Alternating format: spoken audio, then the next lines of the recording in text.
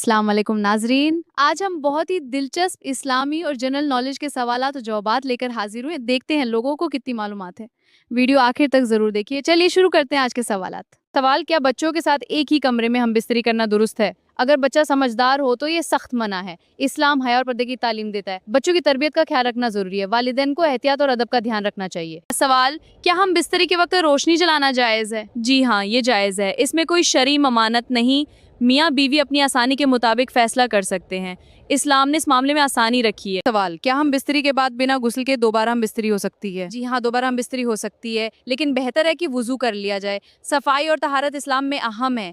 یہ عمل سنت کے مطابق بہتر سمجھا جاتا ہے۔ سوال: مرد کس عمر کے بعد باپ نہیں بن سکتا؟ کسی خاص عمر کے بعد ایسا کہنا درست نہیں۔ عمر بڑھنے سے امکانات کم ہو سکتے ہیں، لیکن مکمل طور پر ختم نہیں ہوتے۔ ہر انسان کی جسمانی کیفیت مختلف ہوتی ہے۔ سمجھ گئی، شکریہ۔ سوال: مرد کس عمر کے بعد باپ نہیں بن سکتا؟ کسی خاص عمر کے بعد ایسا کہنا درست نہیں۔ عمر بڑھنے سے امکانات کم ہو سکتے ہیں، لیکن مکمل طور پر ختم نہیں ہوتے۔ ہر انسان کی جسمانی کیفیت مختلف ہوتی ہے۔ سمجھ گئی، شکریہ۔ سوال: زکوٰۃ کا بہترین استعمال کیا ہے؟ زکوٰۃ سے کسی غریب کی مدد کرنی چاہیے۔ اگر کسی کو کاروبار شروع کروایا جائے تو بہتر ہے۔ اس سے وہ خود اپنے پیروں پر کھڑا ہو سکتا ہے اور آگے چل کر دوسروں کی مدد بھی کر سکتا ہے۔ سوال: بیوی کے قریب جانے کے لیے کیا عمر کی کوئی حد ہے؟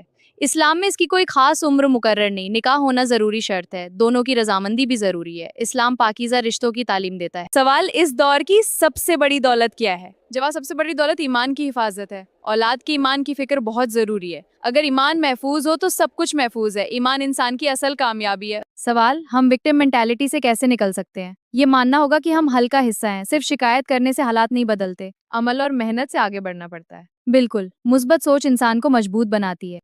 سوال: کافر قرآن سن کر کیسا محسوس کرتا ہے؟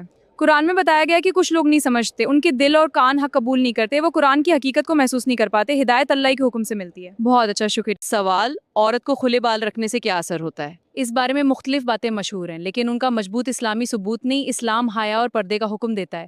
ڈر اور وہم والی باتوں سے بچنا چاہیے۔ جی، سمجھ آیا۔ سوال: فیک نیوز کے دور میں مسلمانوں کو کیا کرنا چاہیے؟ کسی بھی خبر پر فوراً یقین نہیں کرنا چاہیے، پہلے اچھی طرح تحقیق کرنی چاہیے۔ قرآن بھی کیا کہتا ہے؟ قرآن بھی سچائی کی تلقین کرتا ہے۔ غلط خبریں معاشرے میں فساد پھیلاتی ہیں۔ سوال: کس ملک میں شادی کے دن دلہن کے چہرے پر چاول کا آٹا لگایا جاتا ہے؟ مجھے لگتا ہے یہ انڈونیشیا۔ جی ہاں، انڈونیشیا میں ایسی روایت پائی جاتی ہے۔ وہاں شادی کی مختلف رسومات مشہور۔ اچھا، اور اس کا کیا مطلب؟ وہ خوبصورتی کو سمجھ آ جاتا ہے، یہ ان کی ثقافتی روایت کا ہے۔ بہت اچھا، شکریہ۔ سوال: نماز میں بلند آواز سے آمین کہنے کا کیا فائدہ ہے؟ حدیث میں آمین کی فضیلت بیان ہوئی ہے۔ اگر فرشتوں کی آمین سے مل جائے تو اللہ تعالیٰ گناہ معاف فرما دیتا ہے۔ آمین کہنا دعا کی قبولیت کی امید ہے۔ سوال: اگر کوئی شخص دھوکہ دے کر واپس آئے تو کیا کرنا چاہیے؟ اسلام میں دھوکہ دینا ناپسندیدہ عمل ہے۔ ایسے شخص کے ساتھ احتیاط کرنی چاہیے۔ معاف کرنا اچھا عمل ہے، مگر سمجھداری ضروری ہے۔ اعتماد دوبارہ قائم کرنے میں وقت لگتا ہے۔ سوال: اگر عورت اپنے شوہر کے اوپر بیٹھ کر ہم بستری کرے تو کیا فائدہ ہوتا ہے؟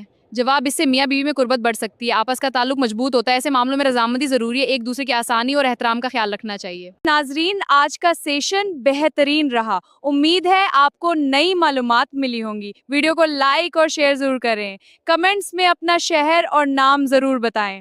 سہاگ رات کو اگر خون نہ آئے تو کیا سمجھا جاتا ہے؟ یہ بات عام طور پر غلط فہمی پر مبنی ہے۔ خون آنا کوئی ضروری شرط نہیں ہوتا، اس سے کردار یا پاک دامنی ثابت نہیں ہوتی۔ اسلام بدگمانی سے بچنے کی تعلیم دیتا ہے۔